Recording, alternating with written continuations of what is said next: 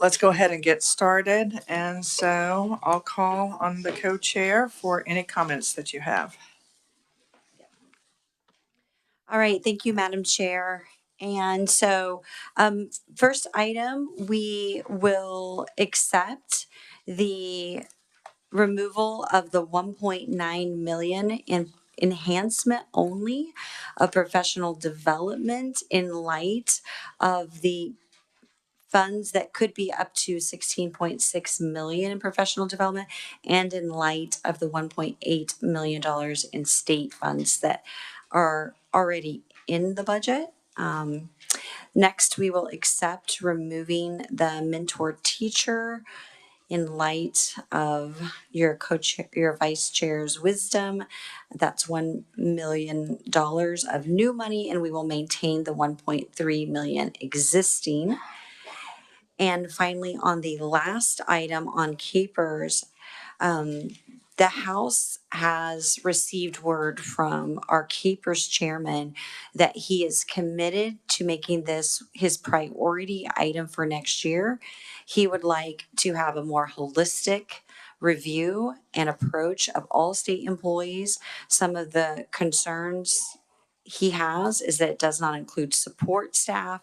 So, because of the cost at this time, the chair will decline capers and hold the House and Senate to the fire, hopefully, and get a better solution next year. Okay, I will say my response to that is I don't think that's good enough with regard to capers. I will reiterate that where we have the shortage and where we're having some pretty consistent turnover, and where the ask was from school districts was specifically for teachers. I appreciate that they want to look at other areas, but teachers, when you think about it, teachers are the one group that have to negotiate each year or every 2 years. A few negotiate 3 years. Most of our school districts did not even receive what we as a legislature have given to our judiciary and to our state workers. Hasn't even come close, and they are capers employees. So I think that we are going to need, and I would appreciate if you would help us in crafting some language that indicates that this, I would like you to go back and speak again to your folks in the House about this. But I think we are going to have some kind of language that capers is going to be addressed. If it's not going to be addressed this year, that's going to mandate that it's going to be addressed. And I would say specifically during the interim. There is an interim committee that meets every single year. They continue to not address this issue. And again, we're talking about nearly 30 million additional dollars it will be to wait another year just for this small group. We understand it doesn't include hourly, it doesn't include the paras. One of the reasons, quite frankly, that it was brought to our attention, and I know that it came up in the House, that it wouldn't be given necessarily to food service or bus drivers, is we have a lot of school districts that hire that out. They contract bus drivers and they contract food service. So those are not direct district employees. Again, it is one of those things. What more do we have to look at? We know the situation. We know that they are in tier 3. We know from school districts, particularly districts that are near the border states, we can't compete with what's being offered for retirement in, I'll just use Missouri as an example. Literally, when someone goes and applies and is interviewed for a position in Olathe, in Blue Valley, in Shawnee Mission, in DeSoto, and then they interview for a position across the state line. In Missouri, the school districts actually lift up a sheet of paper and they give a little comparison that if you work for us, this is your pay, and guess what? This is your retirement. But this is all you would get if you took a job at the state of Kansas. So it is a deterrent from folks from being hired in Kansas school districts as opposed to our neighboring states. So that I'm going to ask you, if you can't come back with that, you can work with us on that issue, that you come up with language that we're going to put in here that is literally going to hold the legislature accountable for that. There are a couple of things that I think that we do need some clarification on. I've received a couple text messages. One of the concerns has to do with open enrollment, the open enrollment fix. Where would we find that? Because there's concern that it's not in the bill that we have right now. I will say another issue of concern that I want us to get back to, and that is with regard to assessments. There is some confusion about what would or wouldn't constitute a change in state assessments. So if we could touch base on that language as well. Representative Williams. Thank you, Madam Chair. We need to make a vote. We'll be right back, but please proceed. We'll be right back. Okay. They will look up. We'll wait for you to come back.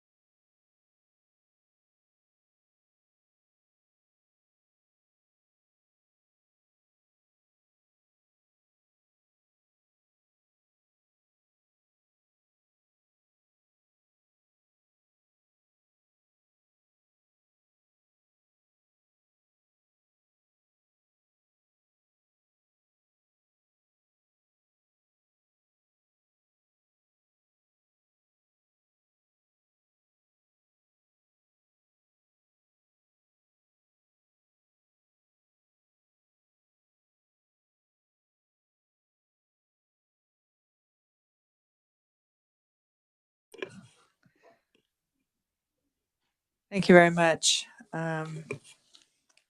We're working to get back in, right?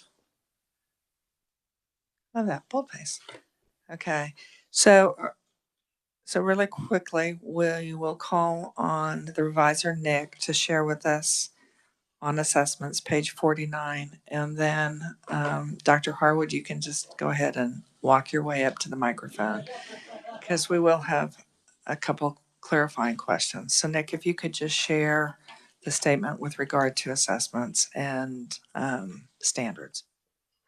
So on page 49 in the bill, this is in section 18, there is new language that prohibits the state board from substantially revising or updating the ELA, English Language Arts, or mathematics curriculum standards that are in effective on July 1, 2024, if that revision would be and require a development of a new statewide assessment in ELA or math until the long-term goal of 75% at levels 3 and 4 is met. Okay, so the question after hearing that, could you clarify for us what had been shared earlier? There's a little difference of what it is that we heard with regard to math assessments. Are we in the process of revising either standards or the assessments? So for English language arts, the standards were last updated in June of 2023. So although they are reviewed regularly, the I guess the required review isn't for 7 years. I think the math standards were last reviewed in 2017, so they would be coming up for review again. I don't know that there's any. The last time they were reviewed, the only thing that changed about them was they moved some standards from one grade to another. There weren't substantive changes, and I don't know that there's any of that consideration. But that's a regular process that happens in both of those situations. Those changes did not necessitate a change to the state assessments at that time. But the current state assessment. We're going to pause for just a second.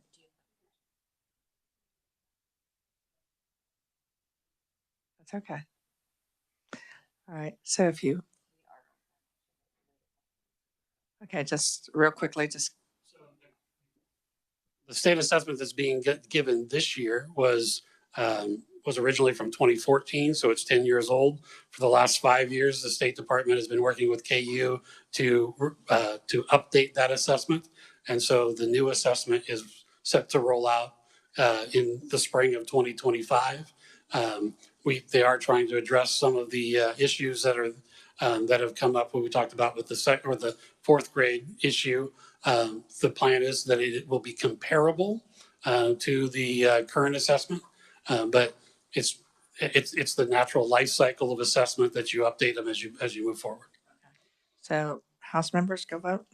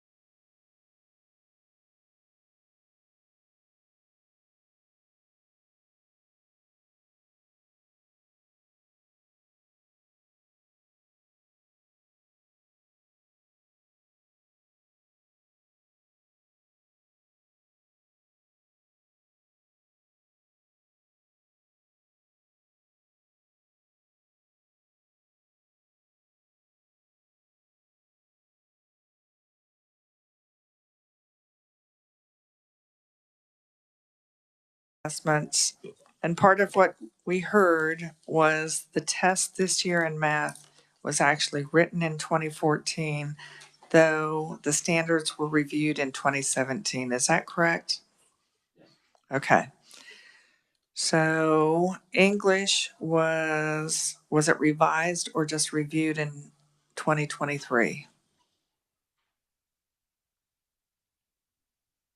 It was revised in 2023, and that was actually to bring all of it in line with the dyslexia task force changes, for those standards that were finally incorporated at that point. Okay. I will also say that the new assessment coming out, some of the changes with that are to remove some of the questions that would have been more in line with not the science of reading. So some of those changes are updates because of those changes in standards. Okay. So the clarification that we need from the House perspective is that notion of substantially changing. Is that the right term? Yes. So obviously there is going to be the new math assessment. So are there to be no revisions to the assessments for what period of time, or what would substantially changing mean? Thank you, Madam Chair. So we heard testimony from Ben Proctor, and we discussed the federal goal of 75% of students proficient in both math and ELA by 2030, proficient defined as levels 3 and 4. And the assessment changed in 2015. And what we found since the Gannon decision, actually before the Gannon decision, is that the gap is growing, that the student outcomes, except for last year, there was a slight bump up. They're not where we want them to be. Even, you could state assessments, they're definitely not where they want to be. And so we can't just change an assessment entirely and lose the ability to track these students. We haven't even been able to do a longitudinal review in the way that the legislature wants a longitudinal. And so substantially changed from our standpoint would be anything that would require a new test that would not be aligned with the other test in such a way that you couldn't track longitudinally from 2015 to 2030. So is it the House? And I'm sorry, and Ben agreed. Okay. So is it the House's position that the current math assessment that is now 10 years old would not be revised?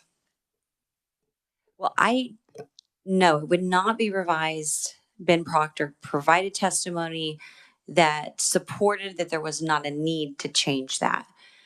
And there, in terms of Common Core, there were no changes. That we did not adopt Common Core. There may have been individual districts that adopted Common Core and maybe how they taught math, but the standards did not. And so therefore the math assessment, really, if we want to know how kids are doing, we should hold the line and work on improvement rather than work on changing the test. So I guess what we really do need, though, is a point of clarification. Is there a new assessment already developed by the University of Kansas for this next year for all of the grades in math? For math, English language arts, and science, yes. They are all new. So they are updated. Like I said, the plan is that they will be comparable. I try to use the word comparable versus aligned, just because it's a different.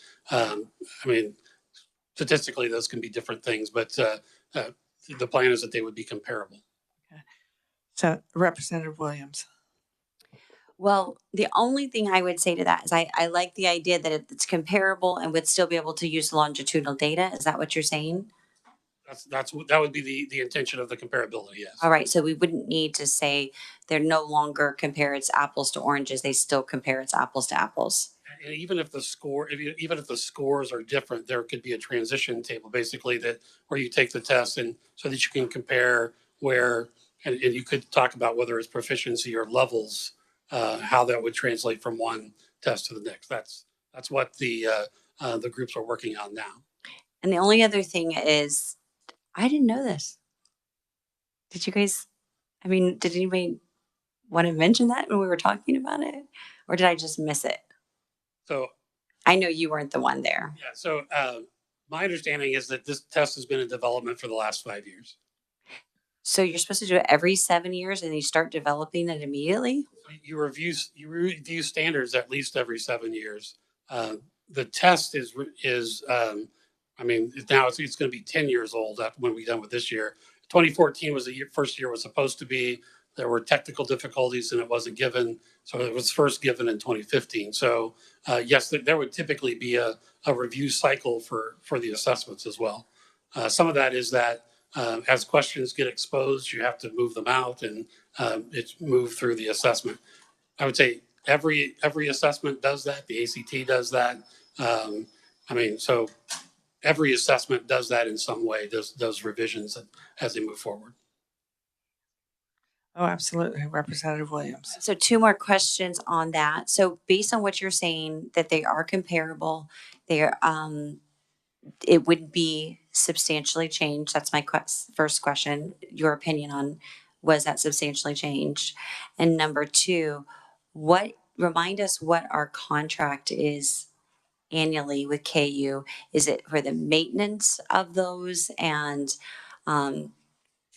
the calculation of the scores and presenting them and maintaining them? Or is it for, what's the cost of generating the new questions? So it's my understanding we have the contract with KU is about $6 million a year. So what happens on an annual basis is that they give the test. So the test is online. So they distribute the test. All the scores go to KU, and then they come back for distribution to us and to districts after that. So my understanding is that as part of that $6 million a year contract is how the new test is being being put together. I can look around and see if John is shaking his head or not, because he would have a better understanding of that than I would. I think he's shaking his head yes. And so you are agreeing that it's not substantially, or it would still fall within the definition that's provided in this bill? So substantial change would be difficult to say whether it is or not. I think the important part is that the intention is for it to be comparable. And so if your idea of substantial is can you tend to look back longitudinally, then I would say it would not be substantial. The test could look a lot different and the scores could be different, but as long as the comparison is there, I think that's what the committee is asking about.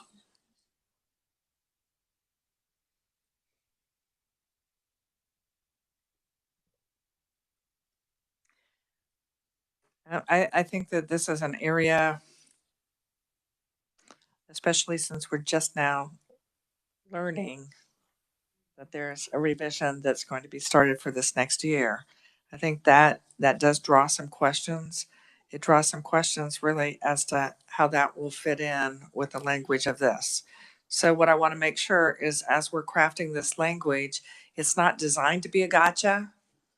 But right now, hearing about this, that we're looking at new, there is some concern about, is it really going to give us comparable so that we can have the longitudinal? Do you have any additional statements, concerns? Representative Williams. Thank you, Madam Chair. So just so I'm understanding correctly, you're not revamping the entirety of every level of every ELA or every math test. You are updating some portions, sections. So it's my understanding this would be considered a new test that will be comparable to the old test.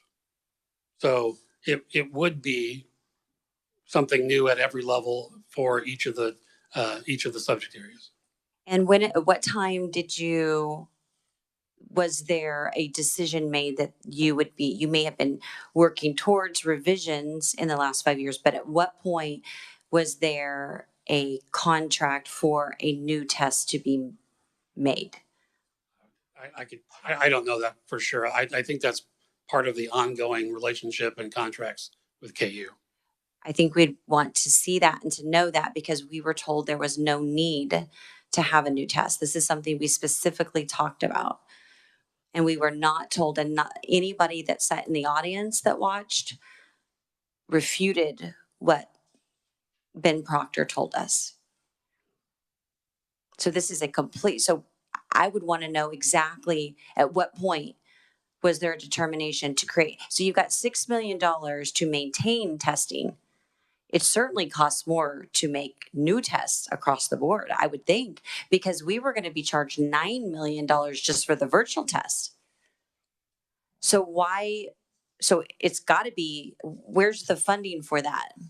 I think that's why it's taken 5 years to develop it, because it's part of the overall process of the entire testing procedures. So I'm going to jump in there, and let's just say, we'll use as just a rough example, 50 questions on the test. Okay? So if we mean that we've been working on it for 5 years, does that mean year one, here's 10 new questions that we put into it? Year two, we built 10 other new questions, and that we are cycling questions in. That is how ACT does it. Keeps it pretty standard. That's why they're pretty rigorous about where you take the test and verifying that you really are a student and you really are the person that signed up to take it, so that you're not taking it for the 5th time and you're getting those questions there. So did they rotate those new questions in, and now we have the whole new for this next year? So it's been described to me as a new assessment. I don't know how much of that is going back and forth. That's not something I've been directly involved in. I can try to find that information out, but getting it all tonight will be difficult. Representative Williams. Okay, this legislation has been in here. It has been part of, Nick, do you remember which bill it was in originally? Was it the at-risk one? So that would have been introduced in this manner, except for the substantially, since probably February sometime. And no one bothered to tell us until the last day, at the last hour. And there was testimony from KSD, and I'm pretty sure we have people attending our meetings, and we appreciate you there, but no one bothered to tell us having an entirely new test is entirely different from what we talked about. And I don't think, and I do apologize for interrupting you, but I don't think that we can fairly say that entirely new test will be apples to apples to another one. We haven't even reached our goal yet. So I don't know why we would be spending that money. And I'd like to know how much money we're spending on new tests. So the original 2650 only mentioned changing standards. It did not mention anything about the assessment. So the standards are not changing for next year. So the assessment would be measuring the standards that are already in place.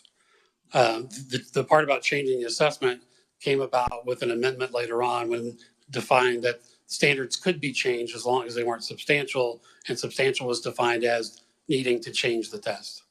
So at that point, actually after that, one of the reasons why when we had the first conference committee, I brought up that the plan was for there to be a new test next year. And I realized that was only a day or two ago. Now they're kind of running together. As far as the cost, it's the same $6 million with KU every year. And that includes the development of the new test.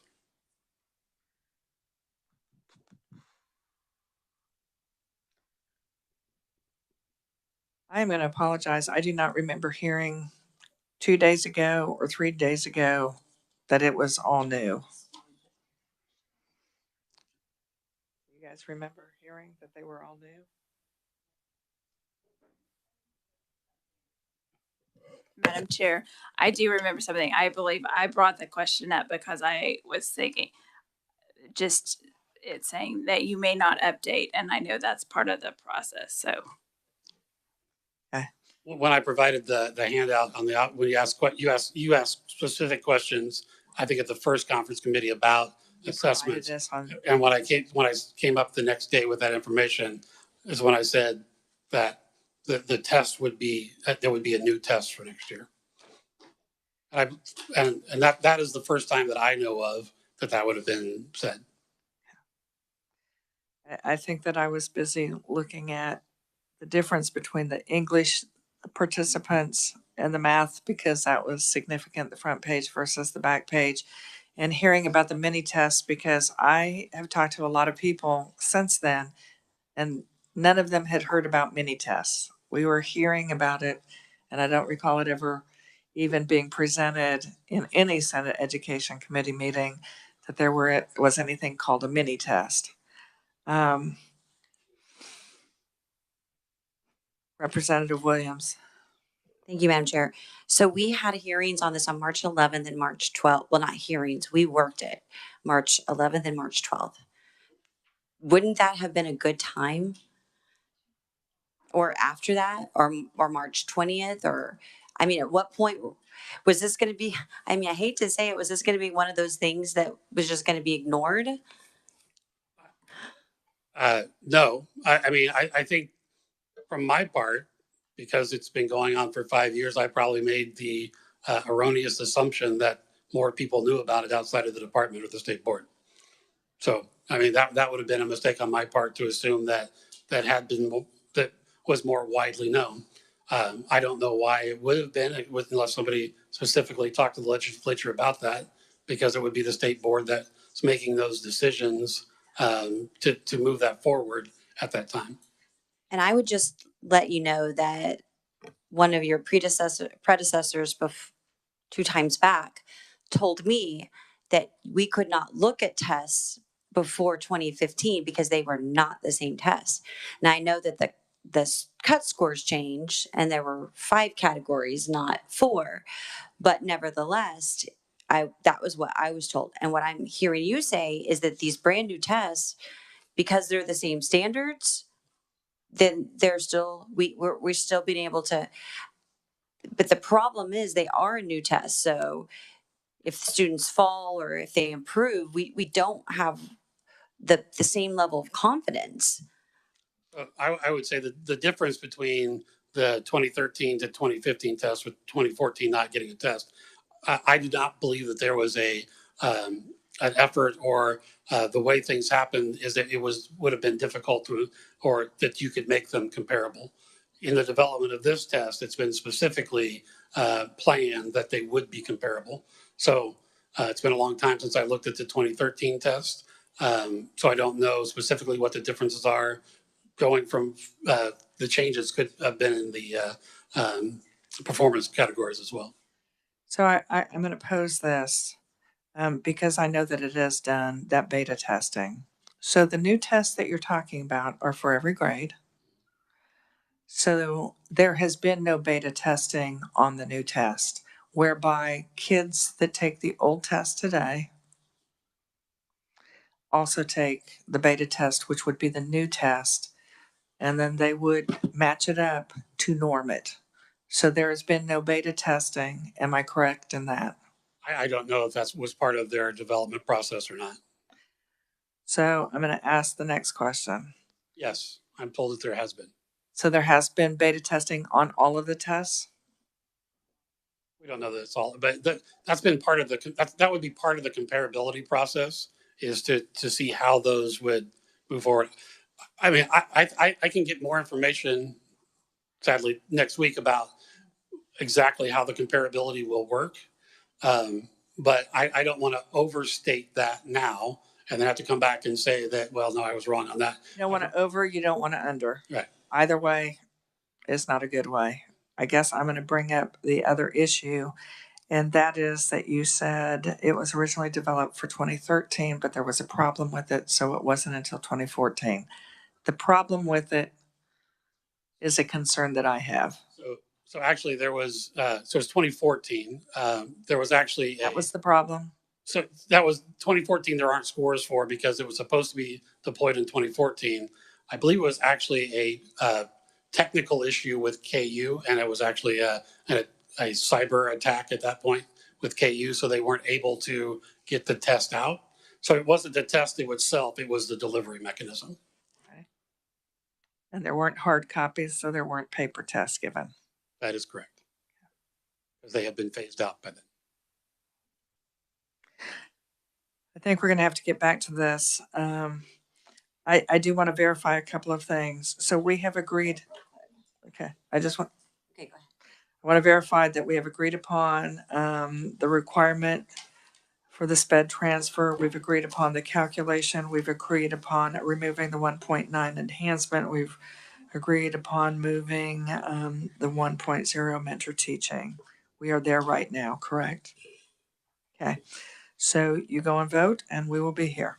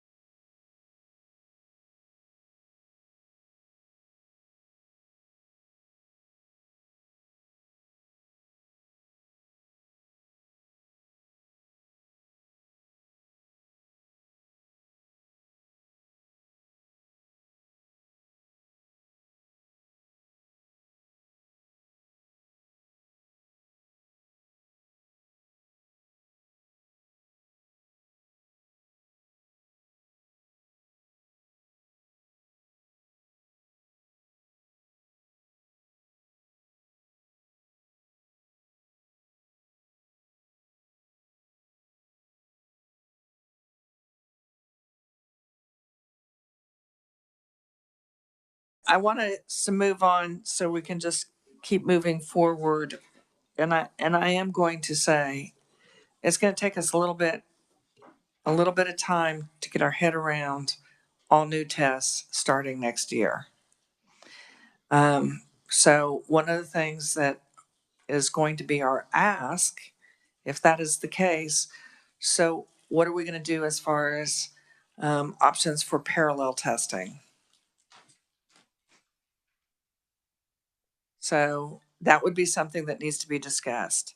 The other thing is it's been brought up. We need to get this clarified as well. With regard to changes that were made on open enrollment. So we're looking for the language specifically that is about if a student is currently attending a district that they do not live in, they don't live in the service area, they do not have to reapply or apply and get into. So the concern is folks have looked for it, can't find it. Can we identify where that is? Thank you, Nick. Certainly, Madam Chair. So yes, one note I will state about where we are at currently is all the items that are currently in this bill, unless you all have otherwise discussed changes to those, are staying in this bill. Pending any changes that you make. So these open enrollment provisions are in the bill. It is section 9. Section 9 is on page 26 of the bill. And the specific provision the chair is referring to begins on page 28. And at the bottom of page 28 in subsection F in paragraphs 2 and 3, it does authorize a non-resident student who was enrolled in and attending a school district of non-residents during this current school year. They are permitted to continue their enrollment in that school district. And likewise, any student who was enrolled in and attended a school district of residents, but then later moves to be a non-resident student, is authorized to maintain their enrollment in their school district. Okay, so we believe that addresses that concern. I'm sorry, was the question what page that was? Okay, we're good. All right, so that has been taken care of. Okay, let's hear some language that you have.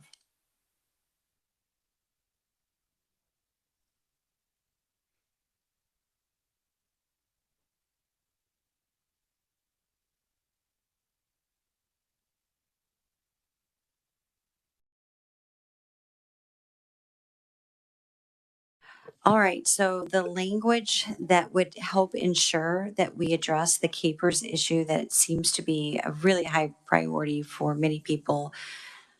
And of course, thank you for bringing it, Madam Chair, is this request a select joint House Senate subcommittee to meet in the interim to study and bring back a solution to addressing the shortcomings of Capers 3 to the 2025 legislature.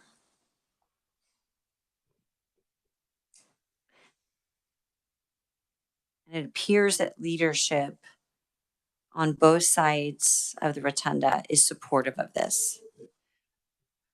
And I'm going to say right now, the Senate isn't supportive of that. It is too broad. They have had years and years and years of interims, 4 years of promises that it would be addressed. It hasn't been addressed in session except for this year. And that started with the bill that was introduced in the Senate, then a copy that was introduced in the House. And we did have the Senate hearing. It did pass out of committee. And, you know, the only way to truly kill a bill out of committee is to do exactly what happened.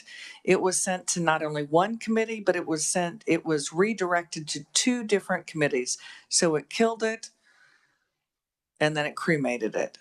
And so this is the only opportunity for the legislature at this time to do anything.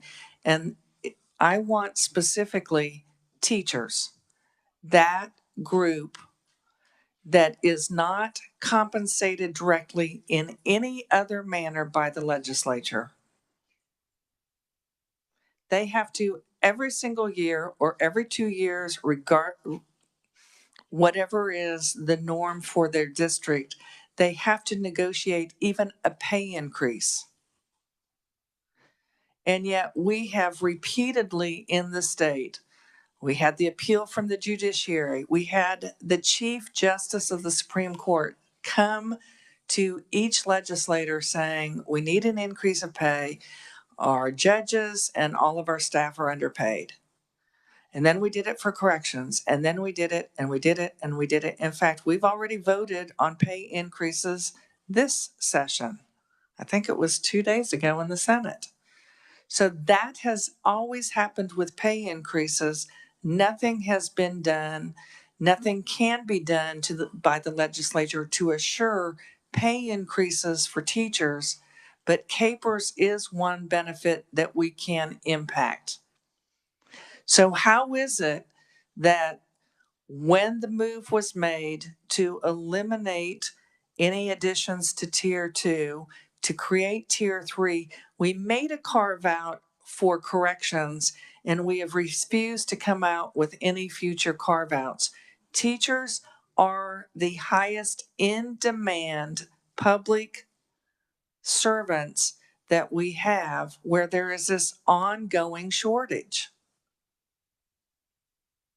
So the language, please go back. If our two House and Senate leaders have agreed they want to kick this down the can, then they better come up with something more specific, because this is what the interim committee does every year. Let's look at it. We have a legislative post audit. Quite frankly, let's stop having legislative post audits if we ourselves are going to ignore them. The Department of Ed has repeatedly ignored the two legislative post audits that we have on at-risk, which is a part of this bill. We are codifying into law again, and it's been the big pushback.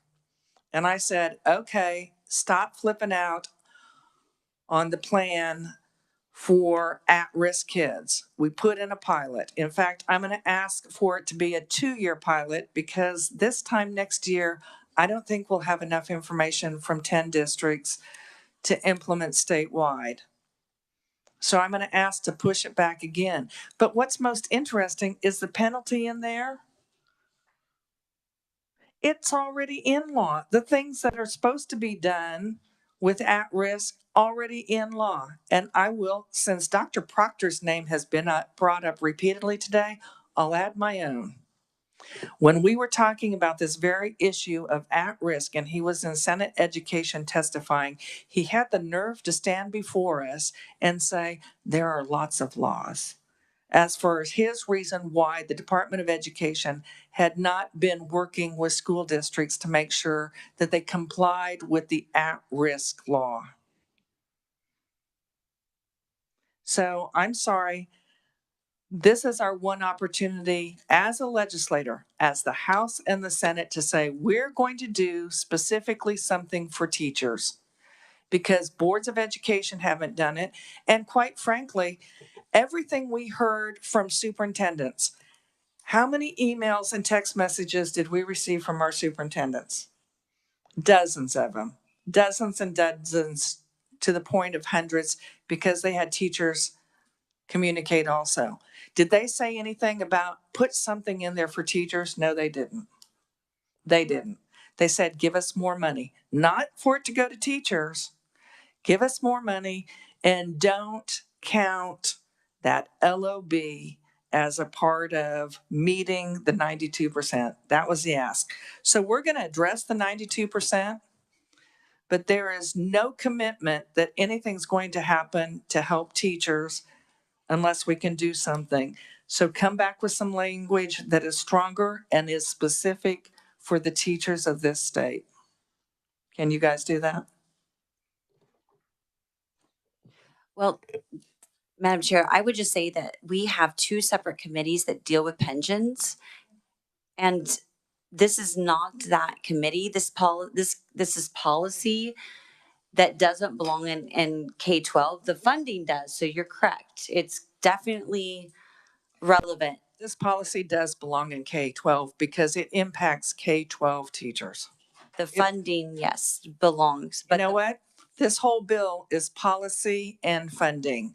So if we're going to do policy and funding on SPED, If we're going to do policy and funding on at-risk, we sure as heck are going to do policy and funding on another component, and it's called CAPERS, and it is the benefit that the state funds for teachers. Well, there's no reason to go back and forth on this from my perspective, but I would say we have committees specifically for CAPERS. We don't have committees specifically for these items in here that are policy related. They are policy related because they're education, but we have specific ones for CAPERS because they are complicated. They do have consequences. There are so many different areas that also have critical needs and have shortages. They're everywhere. And so, yes, Madam Chair, I will check and see if leadership has any different language, but I am actually confident that they are serious about it. And I haven't been down the road as long as you. So I don't have that experience. But from what I understand today, it appears that they are making a commitment to you that I think you can hold them to. There is no commitment that anyone can be held to. We are still talking about issues where we can't uphold the law. We're making changes to the law. And I will simply say this. If leadership, at least for Senate, did not want Senate Education to address it, then they wouldn't have sent the bill to Senate Education. It was sent to us, directly to us. We had a hearing on it. Then it was sent to 2 other committees, and they did nothing. That would be proof of the intent to do anything about it. They did nothing. As far as the interim committees, again in the past, and the standing committees, FI and I, they've done nothing. So I will let you go. I think you need to be on the floor. Is that correct? That is correct. But I would say if that is true from one side of the rotunda, perhaps it's not true on the other, and give us an opportunity to give you a commitment. Well, I'm going to just say this. On the House side, you have 3 education committees. On the Senate side, we have 1. We have 1. We get everything that flows from the 3 committees, as well as this bill. And that was about capers for teachers. So we did do our work. What I'm asking is I want an assurance, and if your leadership can't come up with the language, then we'll work on the language for that. So I guess we'll take a break. You know how long you're going to be doing whatever?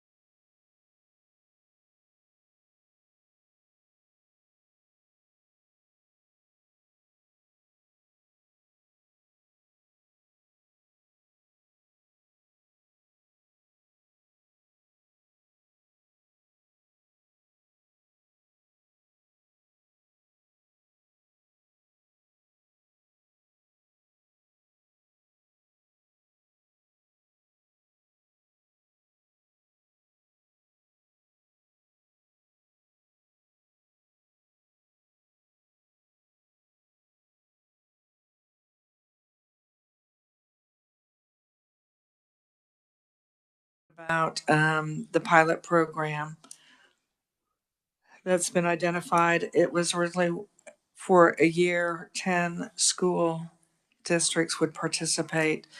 A little bit of the feedback we have received is would we really get enough feedback from the pilot schools during the next legislative session to begin that process to make it statewide? And so our ask is that the pilot for the 10 school districts be 2 years long. So that would push back the statewide.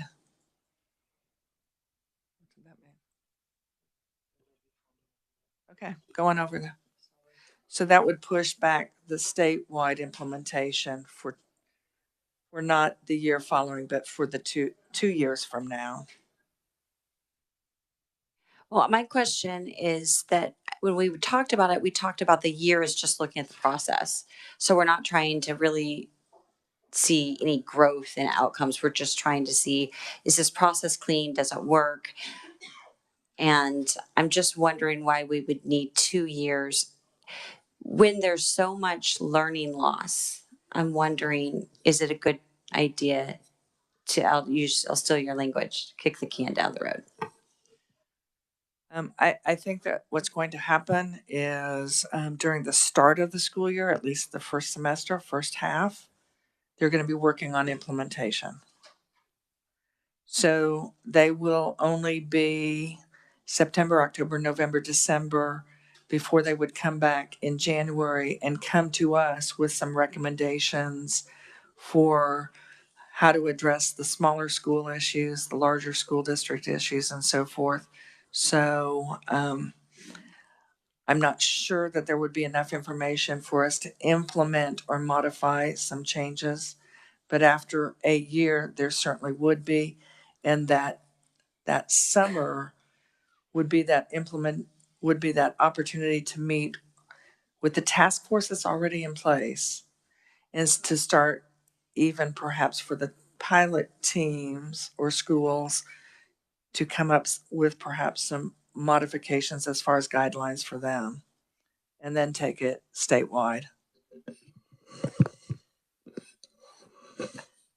So my conversation would depend on if that first year you're learning, are you counting that against the school success?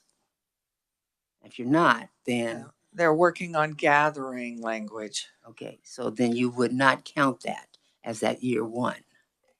Pilots typically don't count. They are I know, but essentially beta testing the process. I like specifics. So it has to be clear that, while it's serious enough Right. to take it seriously, but while you're working the kinks out, it's not going to be held against you. I would anticipate that the second year of the pilot is when that would start the clock for those 10 districts.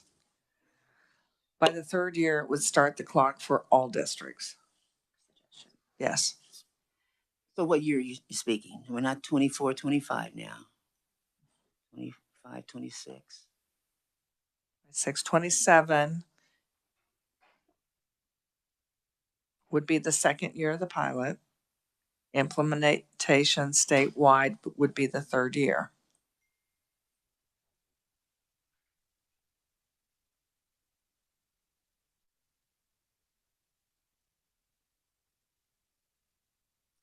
That doesn't give that first year.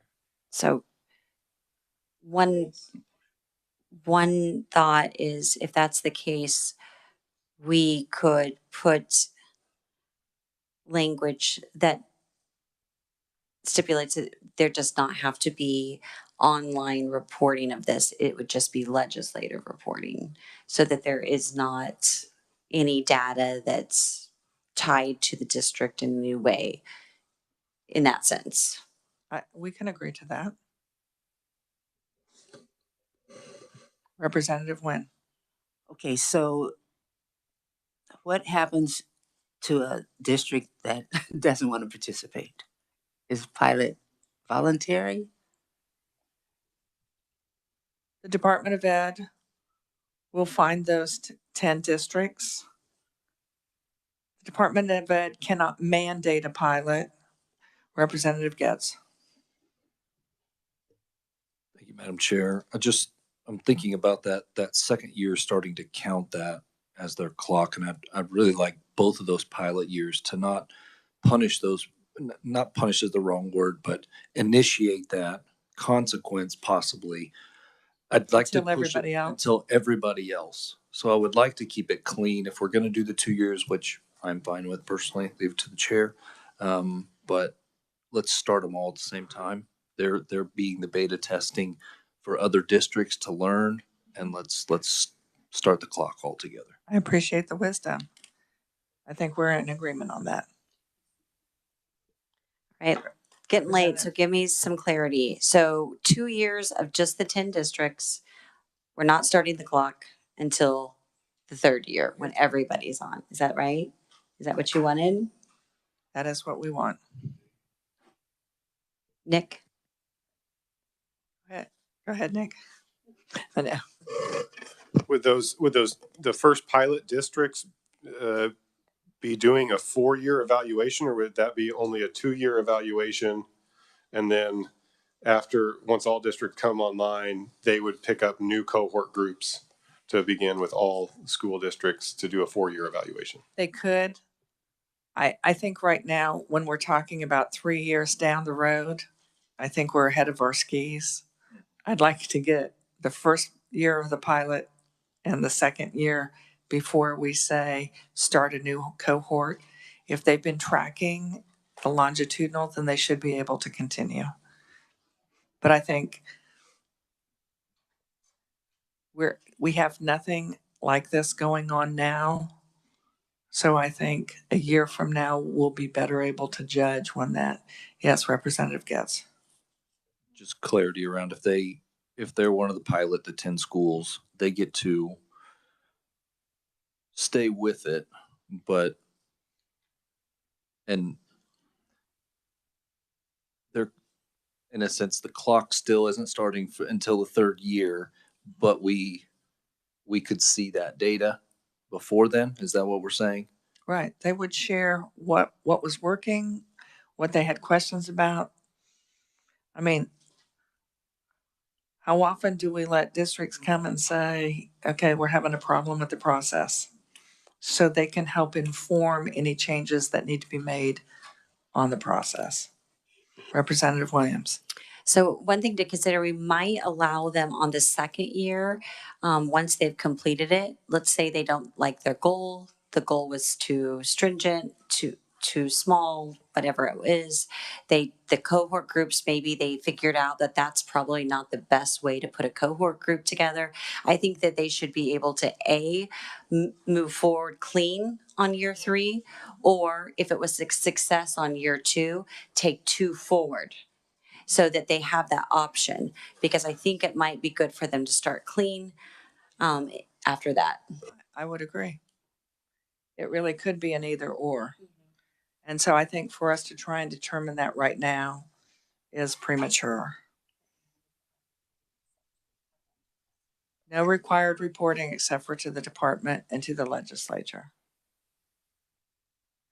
for the first the 2 year of the pilot. So I believe we are in agreement on that. I agree. I don't know what I'm agreeing to, but I agree. I'm just letting you know we are in agreement We are on in that. agreement. Okay, so you are to go to caucus, is that right? Midnight. No, well, we could. We'll go back to work midnight. Right, Because it's right.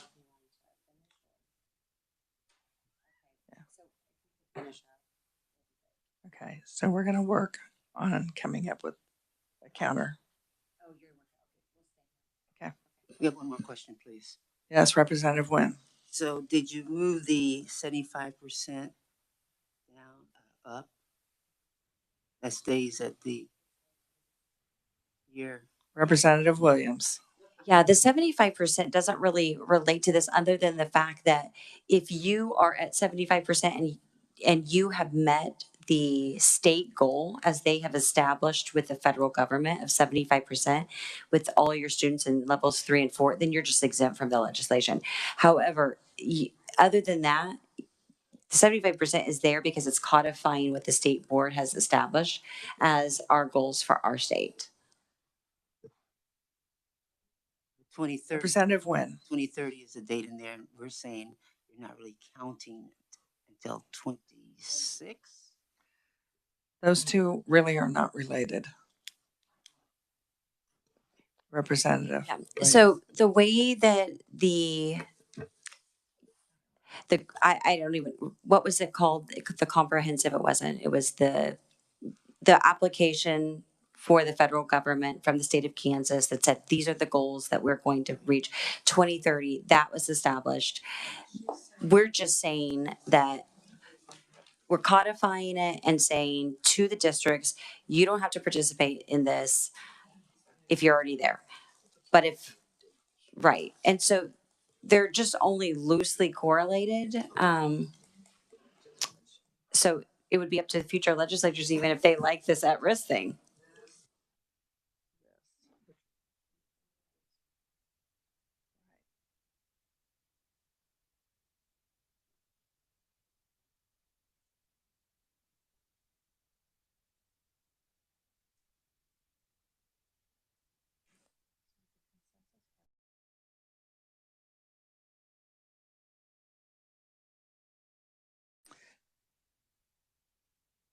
So we're going to take a minute and we'll be back at you.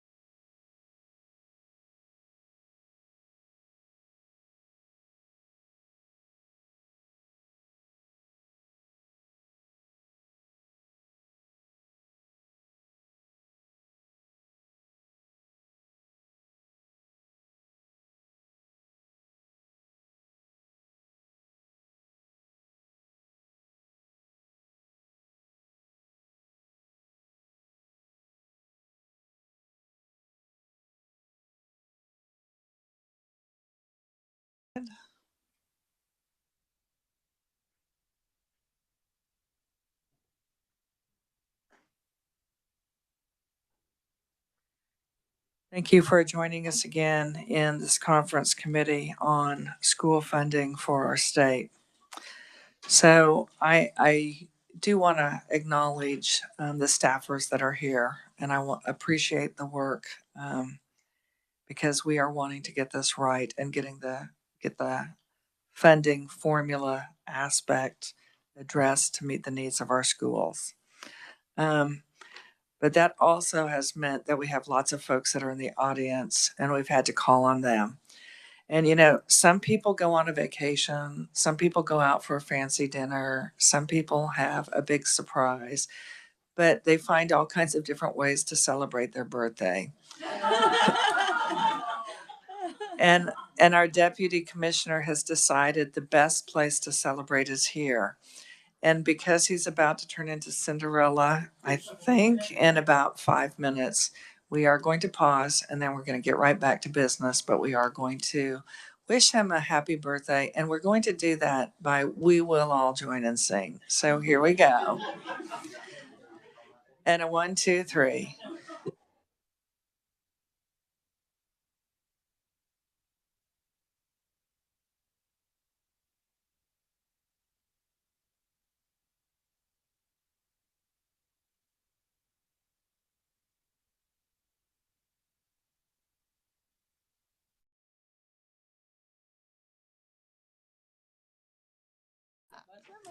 And he knows now this is why we don't have vocal assessments statewide. Okay, so we are going to kind of get back to business. And what the Senate would like to counter with regard to the funding for special education. So our counter is, and this is where it gets interesting, because when we say our counter is to get us to $75 million for that above and beyond special education funding. So we would like to commit that $75 million. For us to do that, and this is interesting math. It means a commitment of 68 million. That will go through the process of 2.5 million of that will be ARPA. So that would make it 65.5 million SGF. And because we go through the consensus revenue process, and Jennifer's going to explain it better or more clearly, but that will mean $75.3 million going in.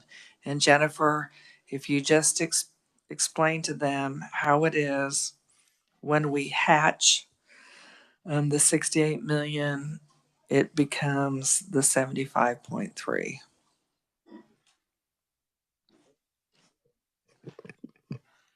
So the 75.3 is above the 528 million when we're talking about the difference.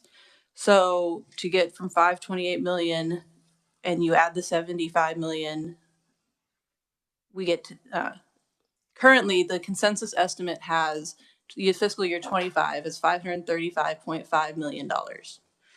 So if you factor in part of that 535 as part of that increase from the 528, that's where you get the difference that is missing from that 68 million. There we go. So that is our offer that we get right there. What that does do with item number 4, as far as maintenance of effort, on line 40, page 36, we keep the 528 plus million, but it does change that second number to just over the 601 million. And so, Nick, do you need the specific number from us, or no? We're okay with that. So that is where we are with that offer. And we are not needing to make a change, and I need that clarification. We are not needing to make a change on the 5th offer, which is on page 37 with regard to the base and the distribution formula. Is that correct?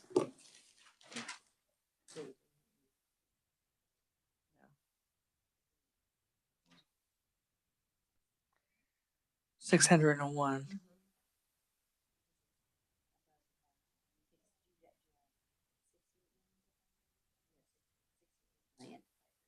Mhm.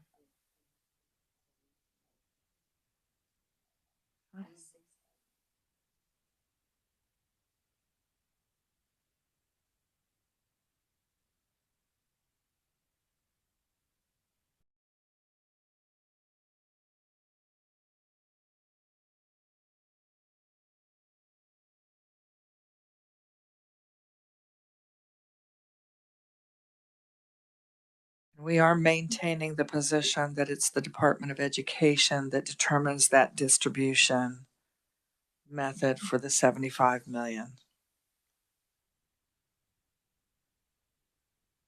Representative Getz. On the 92% excess cost scale, correct? That is correct. Senator Erickson. Thank you, Madam Chair. And just to be clear that we do have the 2.5 million E-rate factored in there as well. That's right. Thank So it you. is the 65.5 SGF. It's the 2.5 going in to come up to the 68 million. I know we're talking about 68 million, but the reality is what will be distributed by the Department of Education above and beyond in a separate manner will be the roughly $75.3 million. And when we talk about that, I want to be real clear. What that means is that is making available $75.3 million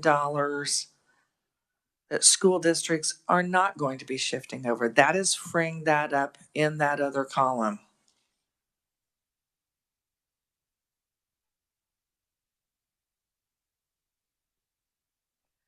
So I believe at this time, we just need the House to give us a signal if they're going to accept this or not.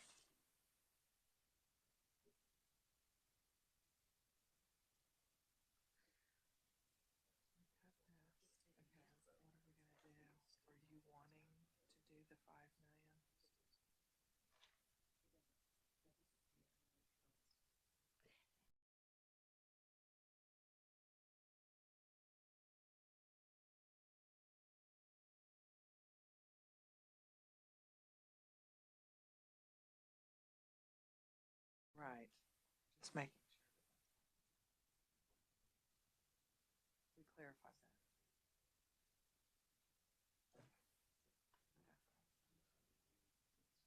that. Yeah. Right.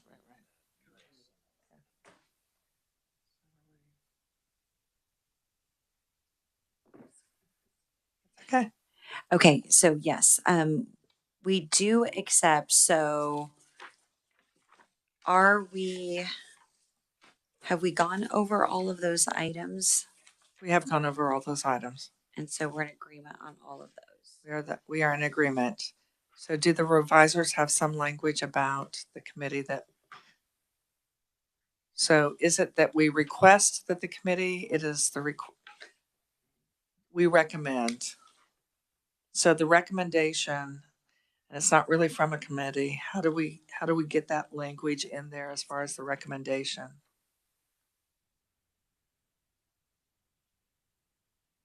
Too late for proviso. And it's the language specifically about the special task force will be formed to address on capers.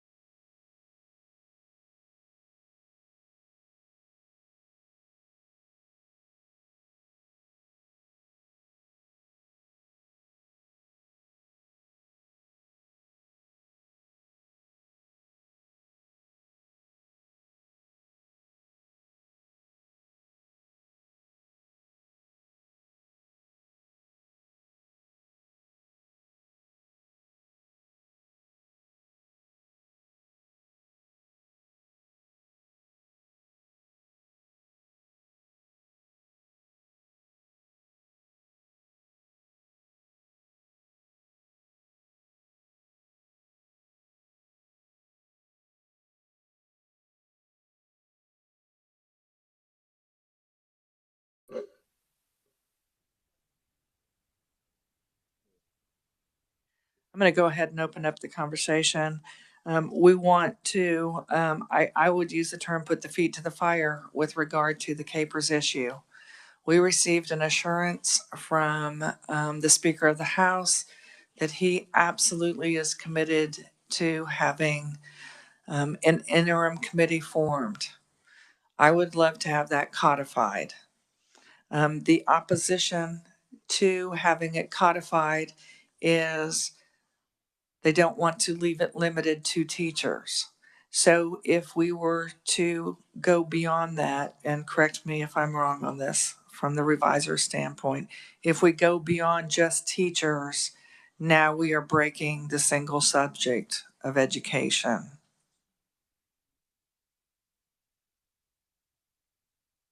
So here we are with an open promise that will not be in legislation. But we have no real options.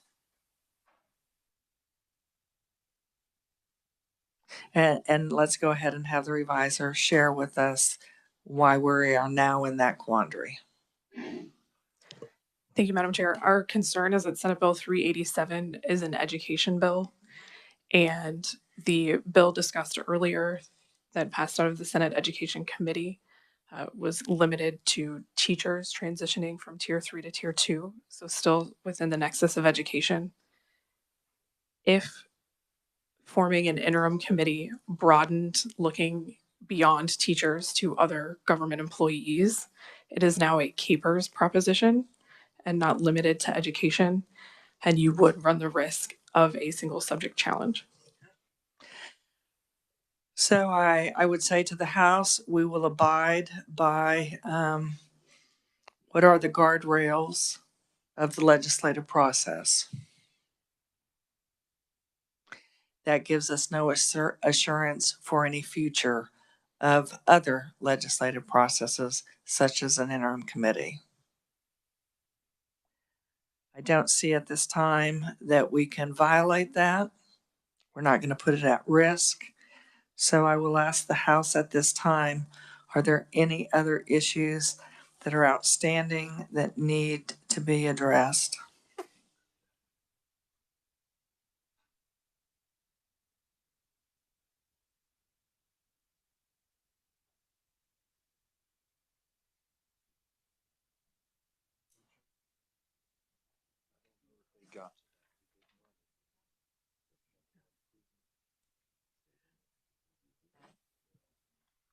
I need to know what the request is from the House. That was the portion that we discussed that seemed to be potentially in violation of equity. And so that in capital improvement, that's the portion that is related to the attendance centers. We had added a amendment that basically said if you had no state equalization, then you were exempt. And so what we're saying is we're striking that. We did talk about that. I will just reiterate, we are in agreement with that. So at this time, again, is there anything that has not yet been addressed?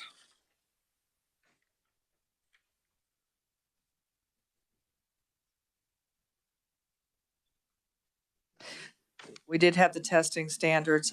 I don't think that we will get this resolved tonight. I think it's going to be, we're going to go ahead and, the Department of Ed is on notice. This is going to be a tug of war issue with regard to all new assessments starting this next school year. So at this point, we will be watchful, but I see that is going to continue to be a bone of contention and very much an issue of concern as far as any longitudinal from what we already knew, what we already have. So it does highlight how important it is, even if it's bad news, even if it's unexpected news. It's important the brief time with a citizens legislature that it be shared, and the sooner the better, so that we have some options. So at this point in time, I have to ask, do we have a situation where we will be all signing this? Or is this a situation where an agree to disagree? Is that right? But this is new, isn't it?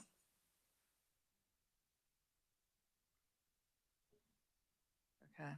So we already ran agree to disagree. It's same bill number, but you can choose to sign on if you are wanting to. Okay. So our work is done. Thank you very much.